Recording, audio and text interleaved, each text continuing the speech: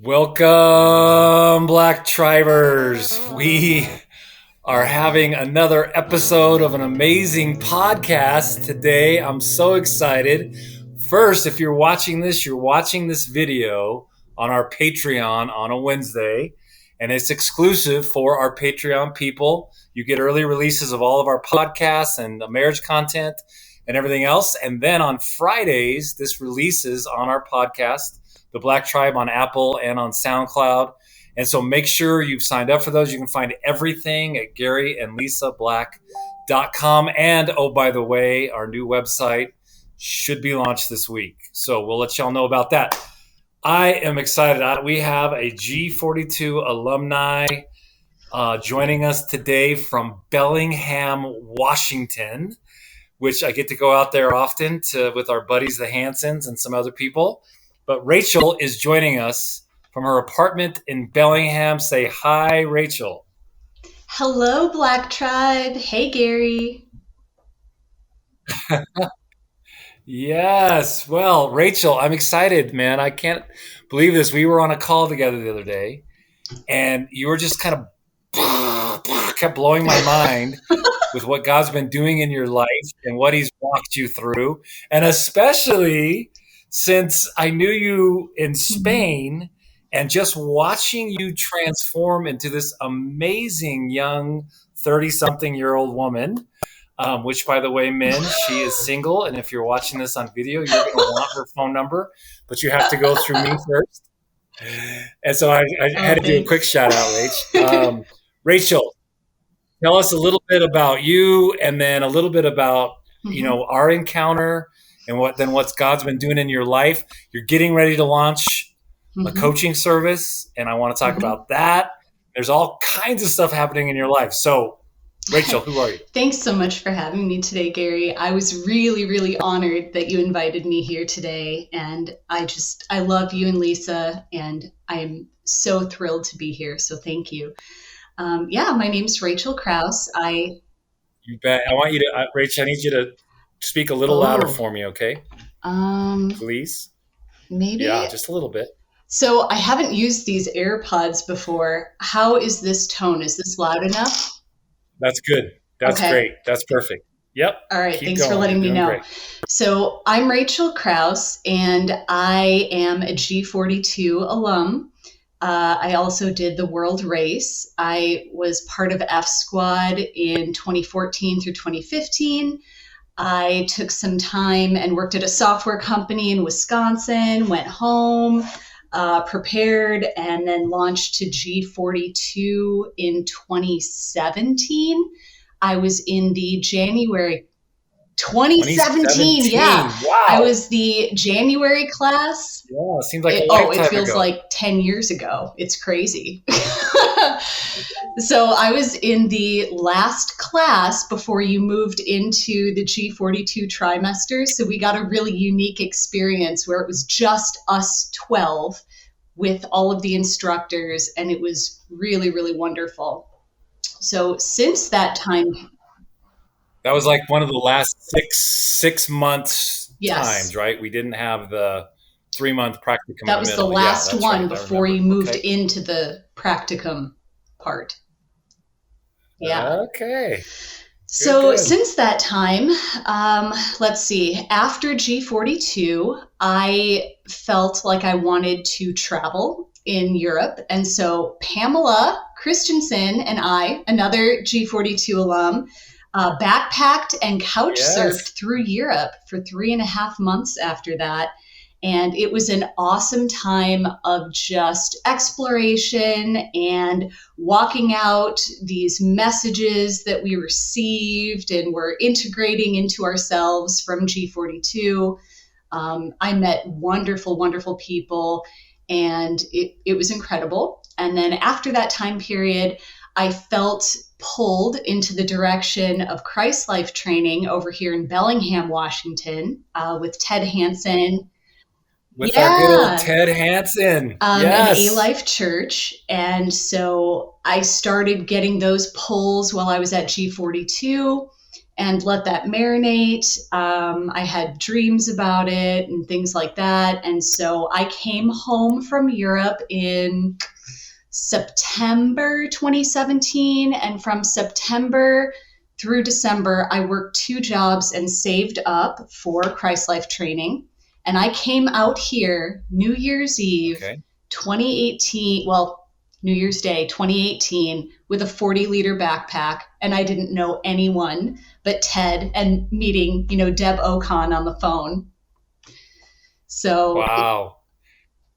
yeah, it was a really incredible situation, and it was tough. I remember. Yeah, I remember. I mean, I remember a couple of phone calls, just pretty emotional, pretty hard, not knowing really anybody. The pace of class, of course, with Ted Hansen. Can you imagine 2 fire hoses shoved down your throat and you just get to hang on as he spins off Yeah. into the prophetic, which is awesome. But okay, yeah. So you and I had some calls during that time, Mm-hmm. and you had to start just pressing into a whole lot of pain, and a lot of Mm-hmm. things were all kind of colliding at once, weren't they? All at the same time. And at every step, I had choices. I was met with, I would say, the most challenging situation of my life, just as I was getting on that train to come out here. A very, very close family member was all out battling addiction, and my world was rocked. And me being, the strong, like, foundational person in my family, sort of the the trailblazer, I had the choice. Do I put off what I know I'm being called to in my heart and stay because I feel safer being able to have control and influence over that situation? Or do I trust the word that I received in my heart and go, even though this is the scariest thing I've ever done and I am not guaranteed an outcome? I trusted the word that I Mm. received in my heart, and I also had dreams about it. So I let go and Okay, went, so okay. so I want people to catch this, Rach. This is important. So you basically had a word of the Lord in your heart to go to Bellingham and do this school, and Mm-hmm, you didn't all you had was your backpack. At the mm-hmm, same time, in your family, you're having this addiction issue and some really hard things happening, and mm-hmm, you had to make a decision. Was that word that I heard in my heart to go? I'm mm-hmm, gonna go, and I'm gonna trust that the Father's gonna take care of this on the backside. And that was probably one of the hardest decisions you made. We run into this a lot, obviously, with alumni not knowing if they can go and leave and if they should listen. And you mm-hmm, just knew the Lord put this in your heart. And so you mm-hmm, went mm-hmm. on faith. Okay, keep Yeah. going. And this is not the first time that I've done that. So it was just a deepening of a truth that I have already seen unleashed in my life, which is when you get a word of truth in your heart, you have the choice to engage with it, to hold it, but everything else and everyone else, life itself around you, will wage war against it. And you'll have every reason to Yes. stop, and you will have every reason to say, I can't trust this. This can't be real. And you can go in the opposite direction. And I Mm. chose then, and I chose many, many times before that, to trust the word in my heart, no matter what anybody else around me said, no matter what life was throwing at me. I knew that I had to, and I did it with pain. It doesn't mean that because I chose that it was easy. I was gut wrenched and I was tormented, and it was not easy. I just knew that I had to, and it was a choice. Yes. And so that's And actually. then after you made the choice, Mhm. and even in the midst of it, it was really hard and really horrible. And you were questioning, did I hear you right, Father? Right? 100%. So I take that step of saying yes and continuing to say yes every day. I show up, I go to class, I'm living in Liberty House in the situation that I'm in. And again, everything around me is telling me this is too much. It's too much. I could choose an easier path. This hurts. This is horrible. I was living in Liberty House and just renting a furnished room.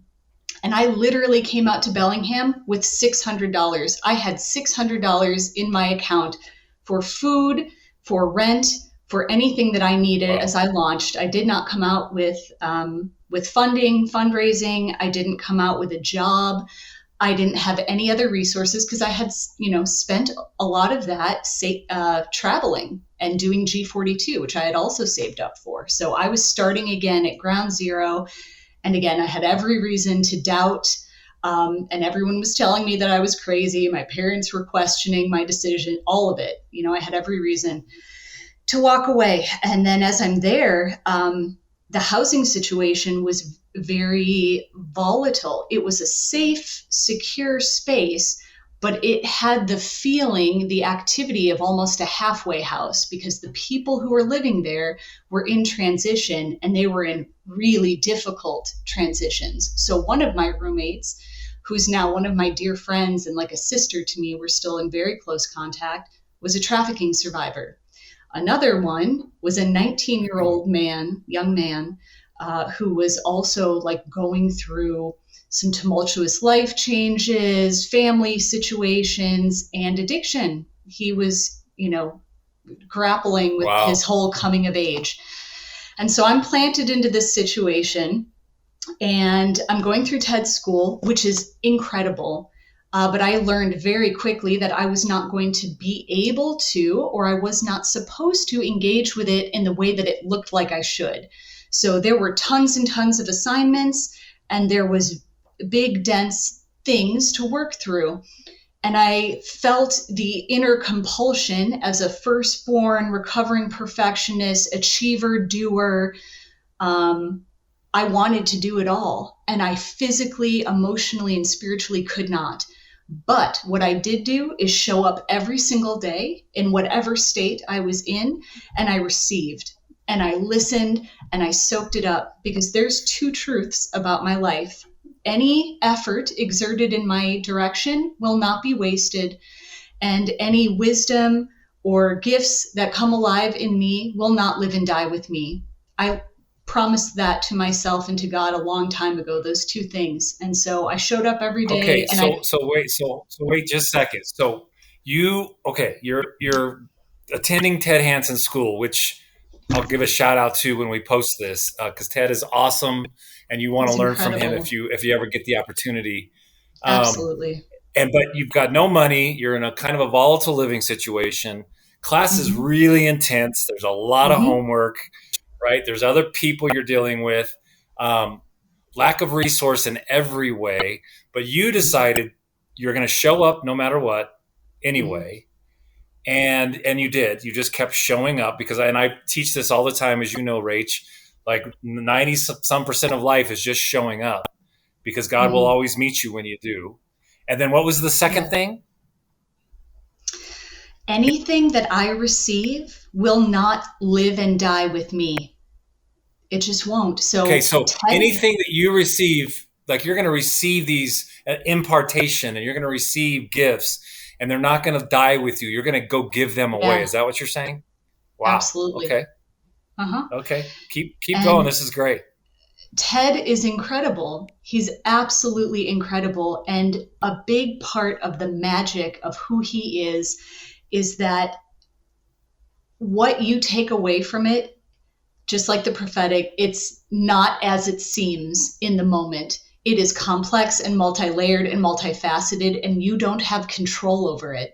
So as a person who's recovering from, type A control, I go into it with the mindset of I have to do all these homework assignments and do it all perfectly in this order or I'm going to miss it. So I'm grappling with my own Right. sense of failure as I'm moving through this process when really it is perfectly unfolding exactly the way it needs to for me to embody what he is releasing. And I received every drop of it, even though it looked completely different to me than I expected. I think even than he expected. Like we can't control these things. It's just life. Right. And you show up Yep.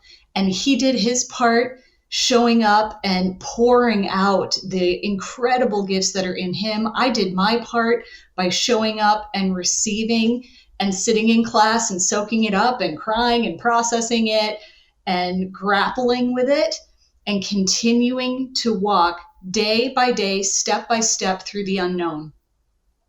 Wow. And how long of a season was that? How long did school go? So school was 4 months. And in that 4 month time, again, I've got family issues, I've got very minuscule resources, and I feel absolutely devastated. I'm also experiencing this kind of spiritual reality. It felt like the city itself was trying to spit me out. I did not feel welcomed. I did not feel received. I did not feel protected, known. It felt like just me out here in this world alone. And you know that you're not, but it sure looks that way and it feels that way. And I remember, Absolutely. And it's exactly how the enemy works, right? I mean, if he can get mhm, us separated and convinced that there's no one else, nobody cares, we're all alone. It's what he did to Elijah. It's what he does to all of us prophet people that keep saying yes to God and doing ridiculous things anyway, even though parents and friends and people think we're crazy. I get yeah, called crazy all the time for also, raising support and doing what we do, right? And I mhm. love that now. Because if you don't have enemies and people talking against you, you're probably not doing it right. So you you get through school, you Yeah, trudge it out literally through uh-huh, tears, through emotions. And back in those days, it was much more emotional for you than it is now. So walk us through yeah. what happens when you get out of school. Oh, so I think it was right at the end of school. It was about April 2018. So I had only been here in Bellingham for about 4 months. I went through a stabbing. My roommate, I came home from the grocery store with my other roommate. She and I had been grocery shopping. We get out of the car. As soon as the key hit the lock, my spirit is churning, my stomach is churning, and I'm like, oh, something is terribly wrong. Long story short, the other roommate, the young man, had had a party, and I found him stabbed, naked and bleeding in the bathroom. And I got one of our other roommates to call the cops, get him dressed. And I facilitated that, made sure everybody was safe. He went to the ER. He was fine. But it was a very traumatic experience. Like, at one point, I'm running down the street after Yeah. the other young man that stabbed him so that I was able to give like directions to the cops and they got him. And be able to, comfort my other roommate, be there for the roommate that got stabbed, and sort of facilitate the response in the household. And then, the other roommates had other places to go. And I did not. I did not really know anyone yet. I was not really an integrated part of the community here. So I slept alone in that house that night. And before I went to bed, I stood firm in myself. I went downstairs to the crime scene. There's blood everywhere, splattered everywhere. And I could feel all these things in my spirit. My heart is churning, but I'm like, nope, I live here. I carry authority wherever I am. This is my house too. I'm going to sleep well tonight, and I'm not letting this, Come on. I don't know, turn into chaos. And so I spoke and prayed and declared in that space, went back upstairs, slept peacefully through the night, but it was horrifically traumatizing. It was very, very difficult, painful. And again, I felt alone.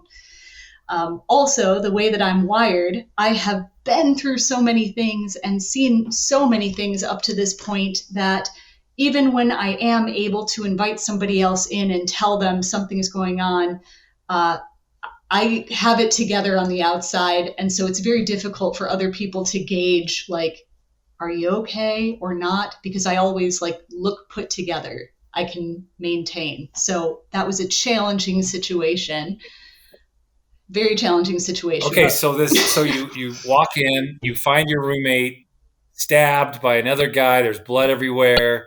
You've got nowhere to go, so you do what we do as kingdom people, you take dominion over your space mhm, and you find rest. It's like we have to find grace. We get mercy for free, but we have to Mm-hmm. find grace. And sometimes in our life, especially when things like seem like nothing's going right, we have to find dominion. We've got to literally fight for the space that we live in to be able to survive. So you survive this, and Mm-hmm. it's very emotional and very traumatizing because you've been through so much in your life already. And I know a lot of the story, guys, it hasn't been pretty.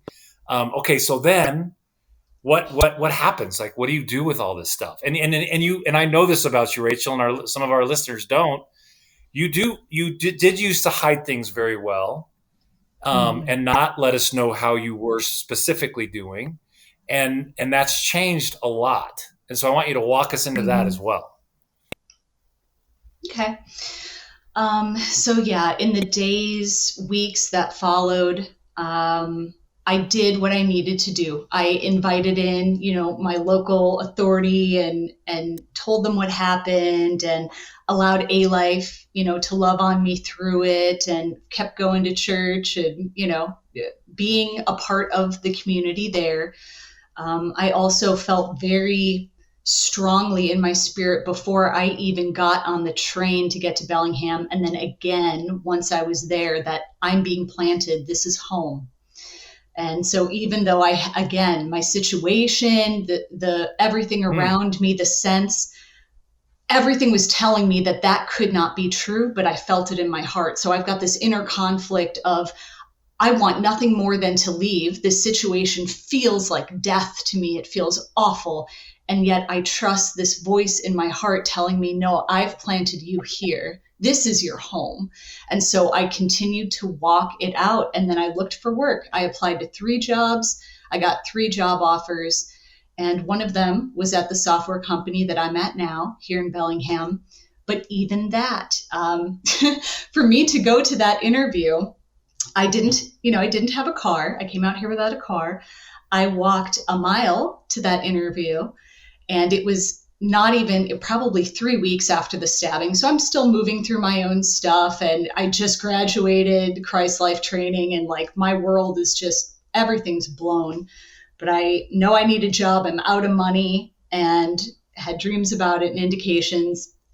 Walk a mile there, borrow my roommate's shirt for the interview. I didn't have an iron, so I'm blow drying it to knock the wrinkles out in my I love it. bathroom. I walk a mile to the interview slowly so that I don't sweat and like pit up my, white shirt. I get there. The interviewer is not there. He did not even show up to my interview. And I'm like, blown away because I had heard in my heart on the way there, I am giving you an opportunity here. Again, I am faced with the choice to believe the words that I'm hearing from the voice of truth in my heart or to believe my circumstances which are telling me, nope, this isn't going to work out. So there was nobody there that could interview me, rescheduled the interview. I cried the entire way home. I felt completely defeated. I was furious. I felt in my heart just this anger. I left everything that I knew. I left somebody I loved deeply in complete turmoil. I came here, I did this thing, then I'm met with nothing but hardship. I feel totally alone. I feel abandoned.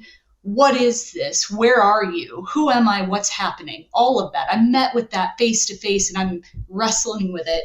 And I heard specifically through my tears on the walk home, I'm giving you an opportunity here. And I just continued to align with it and walk in that direction. I rescheduled the interview, got the job, and it's been incredible. I've been here 3.5 years. I'm now operations manager of the customer care and customer experience teams at this company. And yeah, I wouldn't have been here if I hadn't trusted that voice in my heart. Wow. I mean, that I want people to hear that you know, most of the time we would give up. We wouldn't even go because we've got somebody sick at home. We don't have any money. We've already done a couple programs. Nobody's for us, but we heard a word of the Lord to go. We go. We get there to Bellingham. Thank God you have like Jonathan and Danny and some really good people around you, Mm-hmm. the A Life folk, but they They're weren't really around amazing. then. You were alone. Then you have this stabbing and all this stuff's happening. You walk. I love that you blow dried your blouse, your borrowed blouse. You walk them out because you don't have a car. The interviewer's not there. You're walking home crying, probably cursing God a little, if I'm Oh, not honest. a I would have little. Yeah, been. I have an honest relationship. I cuss him out. Yeah. Right. Come on. I love it. But yet you say you have to settle in your heart. I heard this. I'm going to stay with it. And he whispers to you, there's an opportunity here for you. Yeah. So if you would have bailed right then, you would have missed that. Now, not that this job has been the greatest thing either. It's never as good as it seems or never as bad as it seems, right? And Right. so you get this job. You've been there for 3.5 years. You're killing it. And yet, over the last probably 3 to 6 months, I've seen even more of adeptness hit your spirit like I've never seen. So take us there. Like what's happening? Mm. So I would say what I have felt and seen and learned in this season of life is what I would attribute to like the hero's journey, right? That three-step, like I think of Ethan and Dave Hearn and those people who are talking about the initiation. So there's like those three steps: separation, initiation, and then the return in the hero's journey archetype. And I have been in a very, very long initiation process, like a decade of initiation, hard thing after hard thing after hard thing. You think you've hit rock bottom, and then you just keep on digging, and somehow you're still here. You're still alive. And these things don't happen in a vacuum. I'm finding that this invitation to expand and to awaken to your soul's mission is overlapping and layered. And there's choices and there's hardship. And how you interact and engage with it builds the foundation for the calling on your life. And so for me, I separated. I realized young, I don't want what I see around me. I choose another path.